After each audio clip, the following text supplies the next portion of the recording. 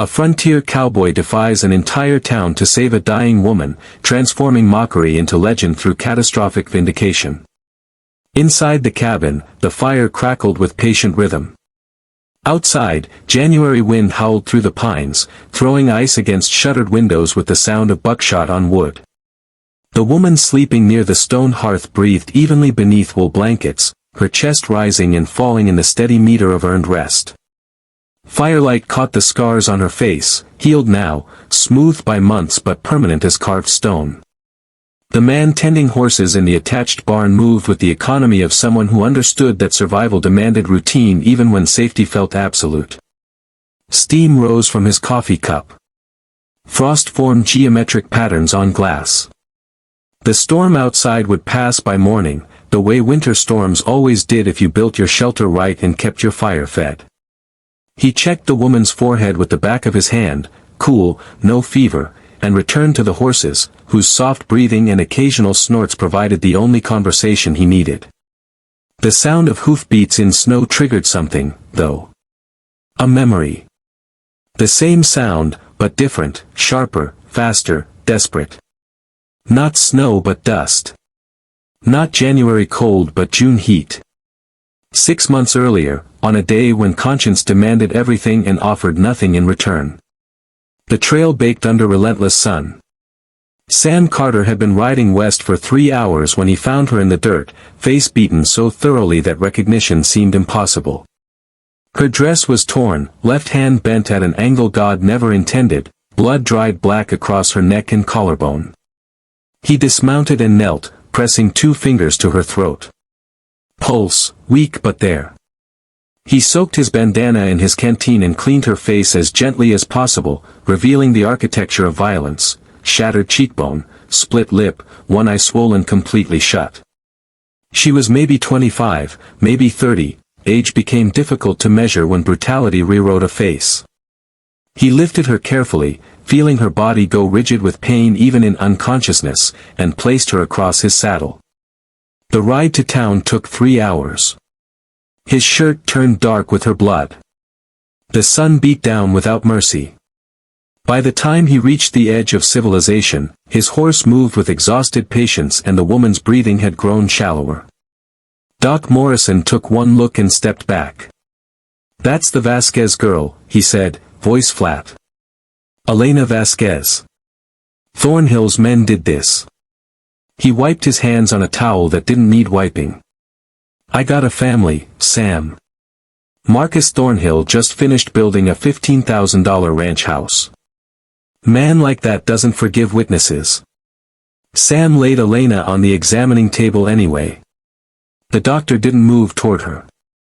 "I'm sorry," Morrison said, though his face suggested the arithmetic of self-preservation required no apology. The sheriff's office provided no better sanctuary. Blackwell barely looked up from his desk. "Thornhill's crew. You sure about that?" He leaned back in his chair, boots on the desk, badge catching the slant light of late afternoon. "Funny thing about certainty, Carter. It's expensive." Outside, word spread through town with the speed of smoke. By sunset, a crowd had gathered on the main street, not to help, but to watch. The saloon keeper stood in his doorway, arms crossed, grinning. "What are you gonna do, cowboy? Play nursemaid?" Someone in the crowd, Sam never identified who, coined the phrase that would follow him like a brand.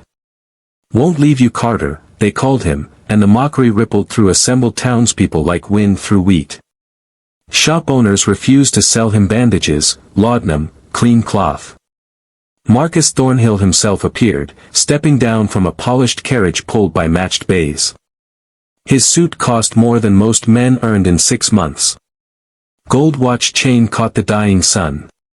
He surveyed Elena's broken form across Sam's saddle with the expression of a man examining livestock that had outlived usefulness. "Take her out to your sorry excuse for a homestead," Thornhill said, voice carrying across the silent street. "When she dies, you can bury her in that worthless dirt." Laughter followed. Sam loaded Elena more securely, adjusting the blanket he'd wrapped around her shoulders. A 12-year-old stable boy named Billy slipped close and pressed a bundle of clean bandages into Sam's hand. "I seen what you done for that three-legged dog, mister," the boy whispered. Sam nodded once and turned his horse west, away from the town, away from the laughter, toward land everyone agreed wasn't worth owning. Elena remained unconscious, her shallow breathing the only sound besides hoofbeats on packed earth and the fading echo of the homestead looked worse than worthless from outside, gathering darkness. Weathered wood, low-built, tucked against sheltering rock in a way that suggested either profound understanding or dumb luck. Inside revealed different truths. The cabin had been organized with surgical precision, separate clean room, boiling water system built into the fireplace, herb garden visible through the western window where purple lavender and green sage grew in careful rows. Sam's father had been a frontier doctor who taught his son that knowledge mattered more than gold and that preparation separated the living from the dead. Sam's hands moved with practiced certainty, cleaning wounds with boiled water and lavender antiseptic, setting Elena's shattered hand with splints he'd carved months earlier from smooth willow wood, stitching facial cuts with thread boiled sterile. He kept the room at exactly 68 degrees, monitoring the fire with the attention most men reserved for their bank accounts. Her fever spiked to 103 degrees on the second night. He forced glucose water past her lips, honey and salt dissolved in boiled water, one drop at a time, checking pupil response every 4 hours. On the third day, consciousness flickered behind her eyes for 30 seconds. "They killed my father," she whispered, voice raw as scraped leather. "Saw it, tried to tell." Sam placed a cool cloth on her forehead. "You're safe," he said. "I won't leave you." She slipped back under before understanding could fully form. Sam returned to his routine, tending the garden, hunting rabbit and quail, maintaining vigil beside a woman the town had already buried in their minds.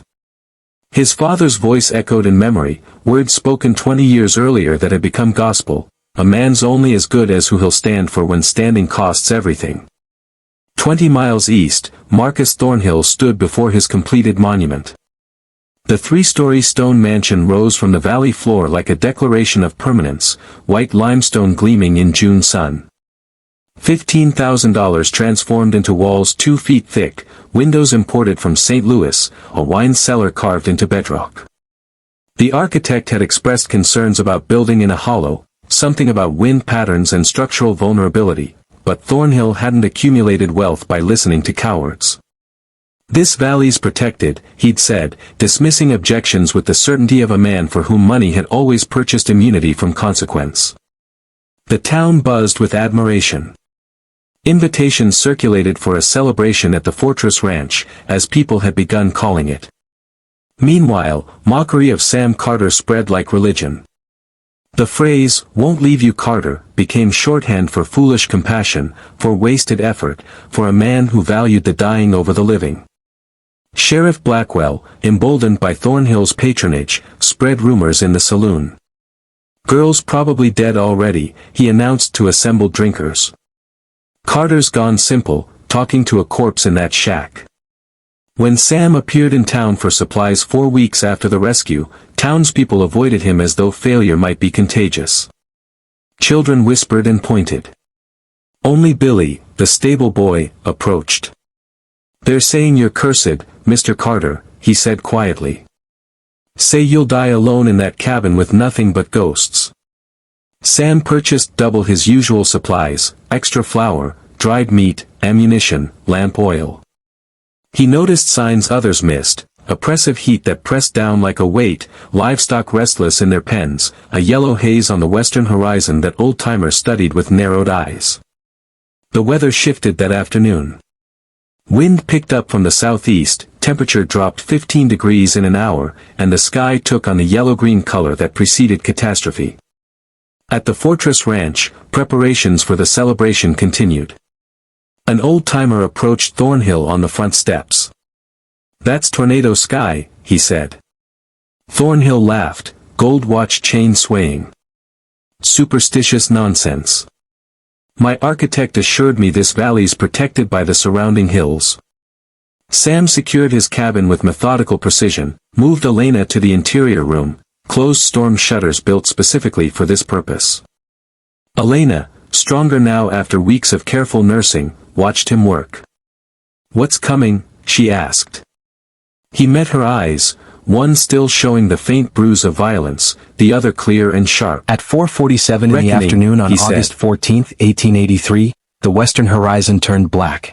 The tornado touched down 6 miles north of Sam's cabin and carved a path directly toward Marcus Thornhill's fortress ranch, drawn to the hollow as though following a map written in atmospheric pressure and human arrogance. The funnel measured 3/4 of a mile wide. Wind speed reached 207 miles per hour. The storm required 11 minutes to deliver complete judgment. Thornhill's stone mansion, designed for strength, built for permanence, became a weapon against its occupants. The roof tore away first, exposing 75 celebration guests to direct wind force. Stone blocks transformed into projectiles. Walls that should have stood for generations collapsed inward, crushing people beneath limestone that cost $15,000 and delivered death without prejudice. In town, buildings flattened in sequence. Sheriff's office, saloon, general store, church. Doc Morrison's house collapsed with him inside, pinning his leg beneath timber that should have been properly braced but wasn't. Thornhill himself, trapped in his wine cellar when stone stairs collapsed above him, listened to screaming through 3 feet of rubble. His gold watch stopped at 4:52. The tornado passed, leaving silence more terrible than the freight train roar that preceded it. 200 yards of total destruction marked its path. The immediate count reached 23 dead. 60 more lay injured beyond the capability of the town's crushed medical infrastructure to address. Survivors crawled from wreckage, bleeding, broken, calling for help that wasn't coming. Someone screamed for the doctor. Doc Morrison remained unconscious, leg crushed, useless. Sheriff Blackwell lay dead beneath his office, badge buried with him. The sun emerged, indifferent, illuminating devastation rendered complete. 20 miles west, Sam Carter and Elena Vasquez sat in lamplight, listening to the monster pass 6 miles north of them, exactly where Sam's weather journal, filled with 20 years of pressure readings and wind pattern observations, had predicted it would track. The cabin didn't shudder. No debris struck the roof. The storm's violence remained audible but distant, a reminder that understanding trumped fortune every time. Sam's journal lay open on the table. Southeast wind plus pressure drop plus livestock agitation equals northern track probability 87%. Elena, eating stew, watched him close the journal with the same careful precision he applied to everything. "You knew it wouldn't hit here," she said. Sam added wood to the fire. "Land isn't worthless if you understand it," he replied. The storm's duration had been 11 minutes of violence. By nightfall, the death toll reached 31. Critical injuries numbered 68. People dying from wounds that proper medical treatment could address but the destroyed town couldn't provide. Survivors huddled in darkness without shelter, supplies, or hope. Young Billy, who'd been outside tending horses when the tornado hit, survived with minor cuts. In the wreckage-strewn darkness, he remembered the man the town had mocked. "The crazy cowboy who wouldn't leave the dying girl," someone said. Billy's voice cut through the murmuring. "He knew medicine. His daddy taught him. And he's got shelter." Desperate discussion rippled through survivors. Marcus Thornhill, still trapped but conscious in his cellar prison, heard every word through gaps in the rubble. "That fool Carter," someone said, and Thornhill closed his eyes against truth that tasted like dust and blood. Another voice, harder, "That fool's got supplies, shelter, and doctoring knowledge we need right now." At dawn, Billy mounted the least injured horse and rode west, carrying the weight of 31 deaths and the slim hope that a man mocked for compassion might prove foolish enough to save people who'd laughed at his mercy. The horse stumbled twice during the 3-hour ride. Billy arrived mid-morning and fell from the saddle before he could dismount properly. Sam caught him, steadied him, waited. "Please, Mr. Carter," Billy gasped, voice breaking. 31 dead. More dying. Doc Morrison's crushed. "We got nothing. Nobody knows what to do." The boy's hand shook. "They called you crazy, but you're all we got." Inside the cabin, Elena stood in the doorway watching. Her face had healed as much as it would. Scars visible but no longer raw, a permanent map of violence survived. "They beat me and left me to die," she said quietly. Sam looked at her, then at Billy's desperate face, then at the supplies lining his cabin walls. "I know," he said. Elena stepped forward. "You going anyway?" Sam began loading the wagon. Medical supplies his father taught him to stock, food from his garden, blankets woven for Montana winters, tools for setting bones and stitching flesh. "Yes," he said. Elena reached for bandages. "I can help. I owe you." 3 hours of preparation transformed the wagon into a mobile hospital. They arrived at the ruins in early afternoon. Biblical devastation stretched in every direction. Foundations where buildings had stood, bodies covered with whatever cloth survivors could find, injured people scattered across ground torn raw by violence. Sam didn't lecture. Didn't mention mockery or vindication. He simply began working, kneeling beside Doc Morrison first, examining the crushed leg with gentle hands that made accurate diagnosis within seconds. Morrison wept, not from pain but from shame that cut deeper. "I wouldn't help her," he said. "I was afraid and I wouldn't help." Sam handed him clean bandages. "Help me now," he said, voice level, and set the doctor's leg with precision that left Morrison staring in something like religious awe. Elena organized women to boil water, prepare bandages from torn clothing, establish sterile areas in the wreckage. Sam worked 16-hour shifts, setting bones, stitching wounds, preventing infections with herbs the town had mocked as primitive superstition. His worthless cabin supplies fed 40 people. His foolish medical knowledge saved lives doctors with formal degrees couldn't touch. By the third day, 17 people who would have died without intervention breathed with steady rhythm. Survivors watched the man they'd called cursed work himself toward collapse for people who'd wished him dead. The phrase began changing. "Won't leave you, Carter," whispered now with different inflection entirely, not mockery but something closer to prayer. 1 week after the tornado, the count stabilized. 31 dead, 17 saved directly by Sam Carter's intervention. Without him, 48 bodies would have required burial. The town, what remained of it, organized itself around Sam's cabin as command center, survivors moving supplies and temporary shelters toward land they'd previously dismissed as worthless. Children followed Sam through makeshift camps like disciples trailing a prophet, watching him work with quiet intensity that suggested they understood they were witnessing something rare. Women brought food to Elena in gratitude that required no speech. Doc Morrison, legs splinted and healing properly, made his apology publicly. "I was a coward," he said, voice carrying across the gathered survivors. "You're the doctor this town needed, and I turned you away when it mattered." 10 days after catastrophe, workers freed Marcus Thornhill from his collapsed wine cellar. He emerged diminished, dust-covered, 40 pounds lighter, moving like a man who'd aged 20 years in 11 minutes. His expensive suit hung torn and filthy. The gold watch, stopped forever at 4:52, dangled from a broken chain. The entire surviving town watched as he approached Sam Carter, who stood near the rebuilt medical station, exhausted but upright. Thornhill stopped 6 feet away. His hands shook.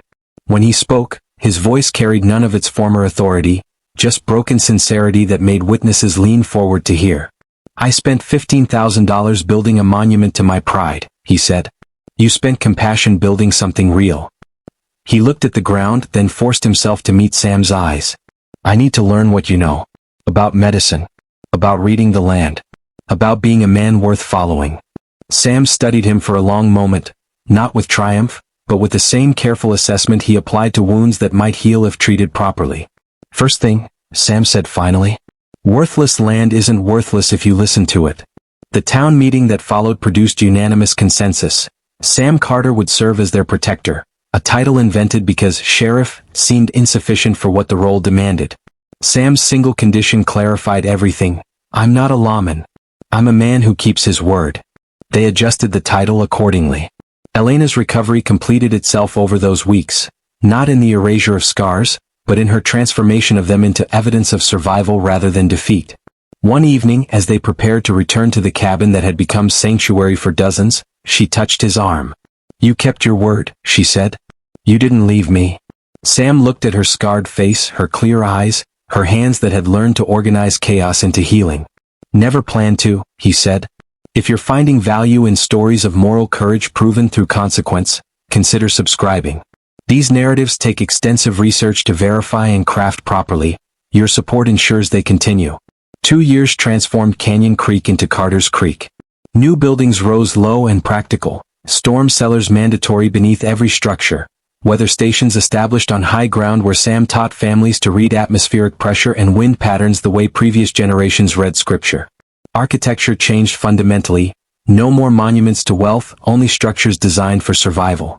Sam established medical training, teaching Doc Morrison's son and 3 other young people the frontier medicine his father had passed down through demonstration and repetition. The phrase "won't leave you" spread beyond town borders, transforming from mockery to philosophy. Help the helpless regardless of cost, stand for those who cannot stand, measure strength by what you'll sacrifice rather than what you'll take. Neighboring settlements adopted Sam's building techniques after 3 major storms hit the territory between 1884 and 1885, each one deadly elsewhere but producing 0 deaths in Carter's Creek. Elena became the settlement's teacher, using her scars as visual evidence that survival demanded courage beyond comfort. She and Sam married quietly in 1884. No announcement necessary, everyone understood. Their daughter arrived in 1885. They named her Hope, because some names carry weight beyond sentiment. Marcus Thornhill rebuilt modestly and joined the town council, dedicating himself to safety codes with the fervor of a man trying to build redemption from rubble. His $15,000 catastrophe became a cautionary tale taught to children alongside arithmetic and reading. Billy, 14 now, carried a medical bag with pride as Sam's apprentice, learning to set bones and predict weather with equal precision. Population doubled. Deaths from accidents and natural disaster dropped 90%. Prosperity arrived not through wealth but through competence. People surviving because they learned to prepare rather than hope. Sam's daily rhythm settled into teaching, healing, weather prediction, and family dinners where Hope learned that strength meant standing when standing cost everything. He lived to 52, dying peacefully in 1901 with Elena beside him, his breathing simply stopping one January night as though his work had reached its natural conclusion.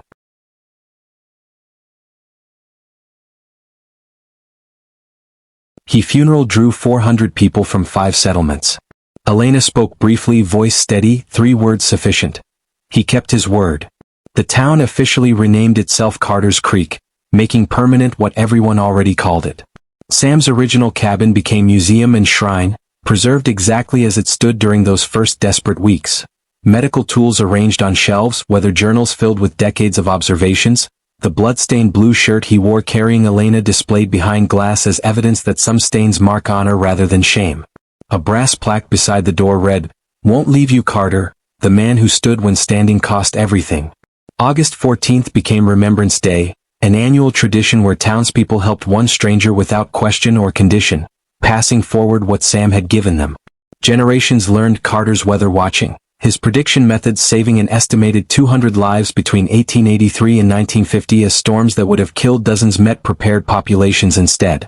Elena lived to 89, teaching until 1945, her final words simple truth. "He never left me. I never left his teaching." Carter's Creek became a case study in civil planning, a model community where preparation culture embedded itself so deeply that the Great Depression damaged it less than settlements 3 times its size. 0 tornado deaths across 67 years. Hope Carter became a frontier doctor, carrying her father's leather medical bag and his insistence that knowledge mattered more than gold. The cabin still stands, preserved through generations who never met Sam but learned his philosophy through stories told by firelight.